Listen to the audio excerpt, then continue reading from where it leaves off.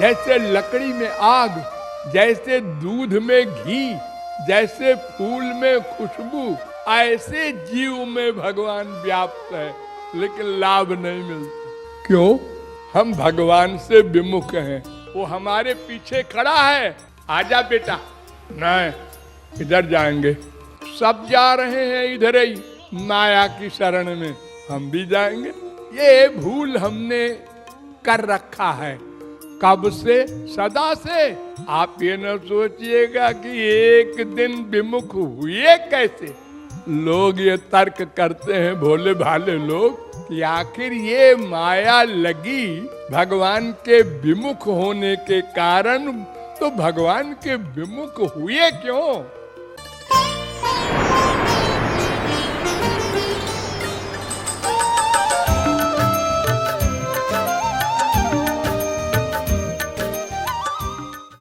दो प्रकार के जीव होते हैं।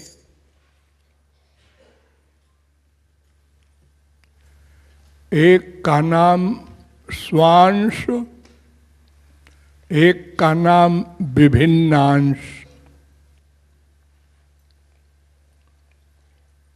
तो स्वांश जो होते हैं वे तो सब भगवान के गुणों से युक्त होते हैं, जैसे ब्रह्मा, विष्णु, शंकर,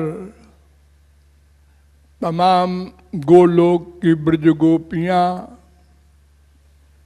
नारद वगैरह, ये सदा से मायातीत थे। कभी इनको माया नहीं लगी। ये स्वांश कहलाते हैं। स्व माने अपना, और अंश आप समझते ही है। समुद्र से एक घड़ा पानी ले लो तो वो एक घड़ा पानी समुद्र का अंश है। तो वो समुद्र के पानी में जो जो गुण हैं उस एक घड़े पानी में भी है। चाहे समुद्र भरा हो अमृत का, उसमें से एक घूंट पी लो तो अमृत के सारे गुण समुद्र वाले आपको मिलेंगे। तो अंश का मतलब होता है अंशी के गुणों से युक्त, यानी सब भगवान के समान है। स्वांश और सदा से है। और दूसरे जीव जो हैं वो विभिन्नांश कहलाते हैं। विभिन्न माने अलग हैं, वे भी अंश। तो फिर विभिन्नांश क्यों कहते हैं आप उसको? जब भगवान के ही अंश हैं तो विभिन्नांश इसलिए कहते हैं कि वो सदा से भगवान से विमुख रहे। विमुख माने उल्टे।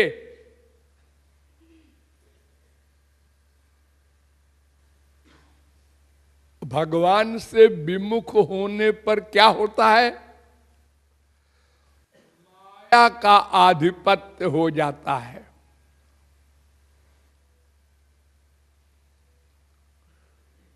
तो माया के आधिपत्य होने से क्या होता है?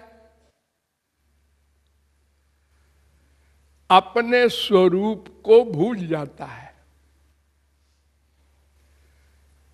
मैं भगवान का अंश हूं, भगवान ही मेरे सब कुछ है, ये भूल गया और अपने को शरीर मानने लगा और शरीर के रिश्तेदारों को अपना मानने लगा और उनमें अटैचमेंट कर लिया। और भगवान से विमुख गया। जब विमुख होता है कोई तो माया के अंडर में आ जाता है, और जब माया के अंडर में हो जाता है तो फिर पाप करता है। अज्ञान हावी हो गया ना,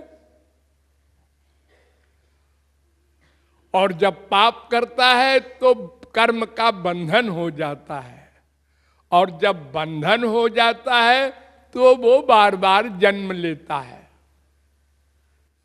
तो उसका इलाज क्या है? वो विमुखता का उल्टा सन्मुखता, भगवान के सन्मुख हो जाए तो ये ज्ञान चला जाए कि मैं शरीर हूं, फिर ये ज्ञान हो जाए मैं आत्मा हूं। और आत्मा का रिश्तेदार संसार में कोई नहीं हो सकता। जैसे समुद्र की तरंग, तमाम तरंगे उठती रहती हैं समुद्र में, लेकिन उसका नित्य संबंध समुद्र से है। एक तरंग दूसरी तरंग से मिली, और एक तरंग थोड़ी देर रही, एक तरंग बीच में ही समाप्त हो गई। तो ये तरंग तरंग का संबंध अनित्य है। जीव जीव का संबंध, ये जो माँ बाप बेटी पति आदि का रिश्ता है, ये सब नश्वर है।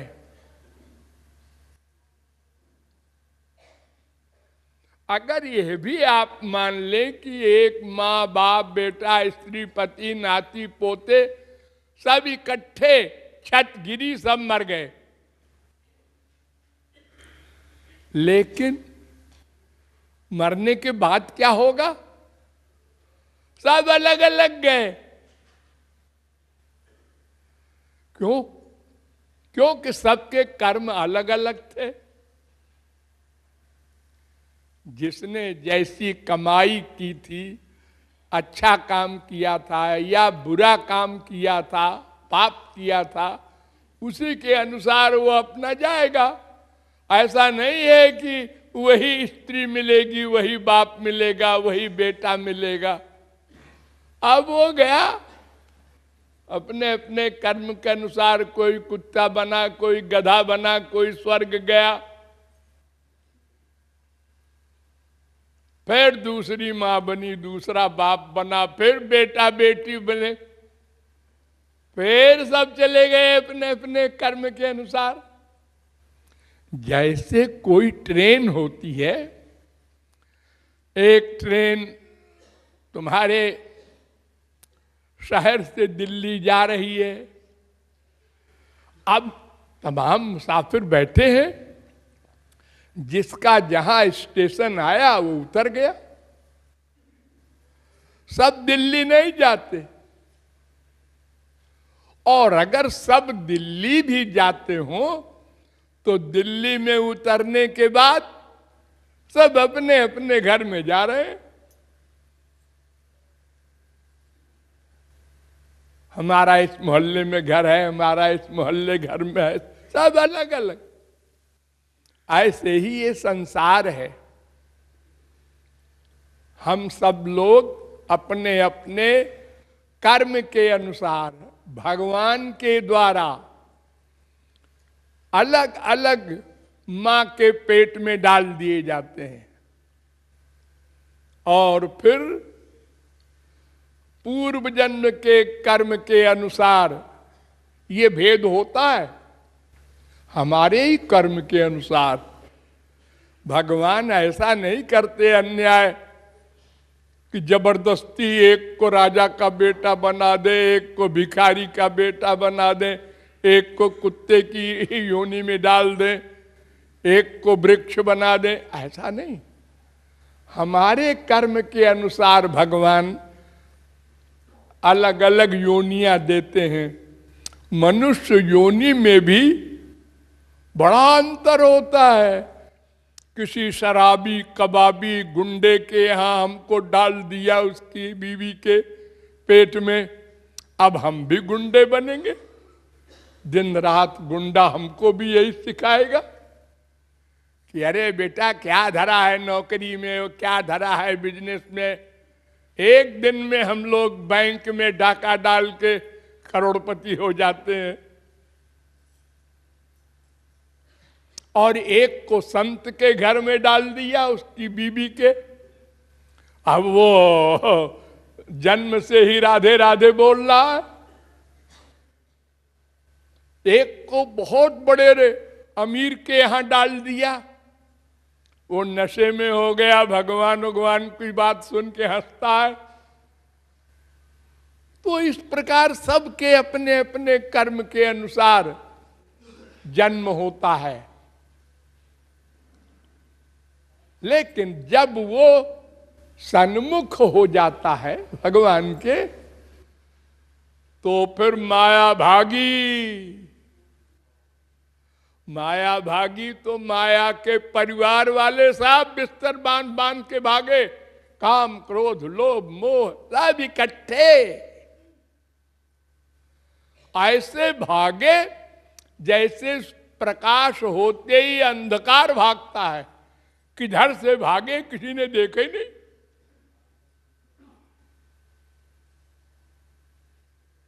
और सदा को भाग जाते हैं, फिर लौट के नहीं आ सकते।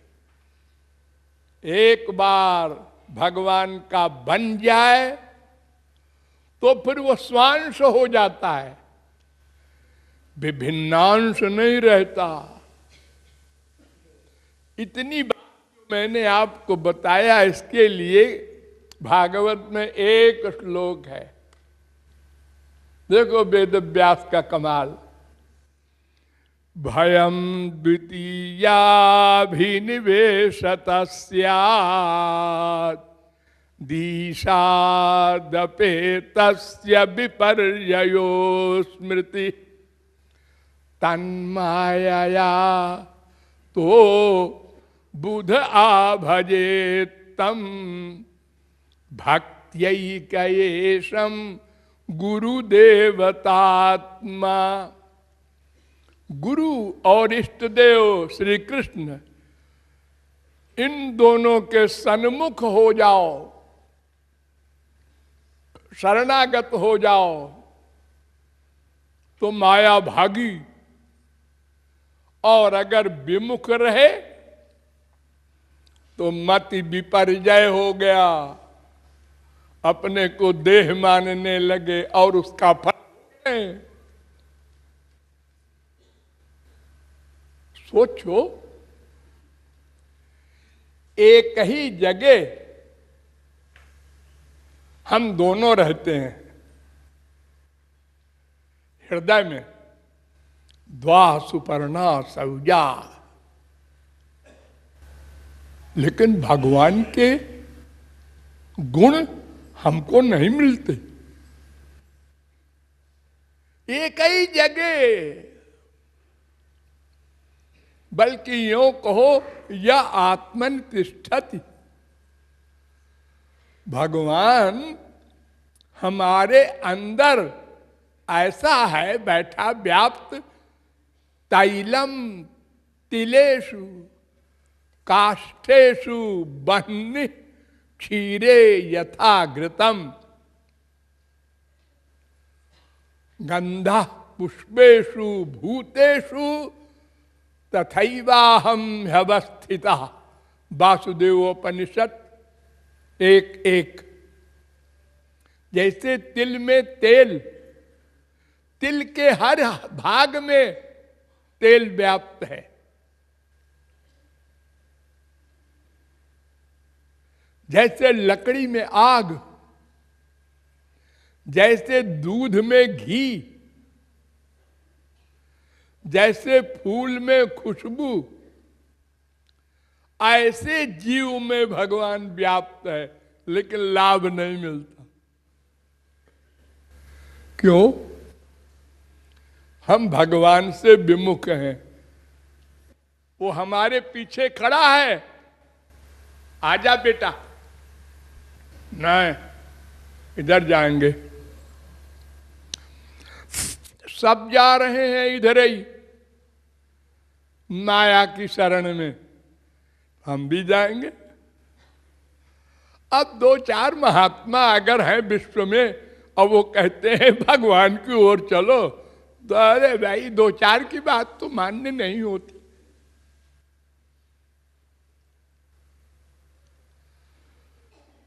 ये भूल हमने कर रखा है, कब से? सदा से। आप ये न सोचिएगा कि एक दिन विमुख हुए कैसे। लोग ये तर्क करते हैं, भोले भाले लोग, कि आखिर ये माया लगी भगवान के विमुख होने के कारण, तो भगवान के विमुख हुए क्यों? एक दिन हुए नहीं, सदा से विमुख हैं, सदा से माया लगी है। लेकिन अगर एक बार सन्मुख हो जाए, 100% शरणागत हो जाए और माया भाग जाए, तो सदा को भागेगी, फिर नहीं आएगी। समझ गए ना आप लोग? हाँ।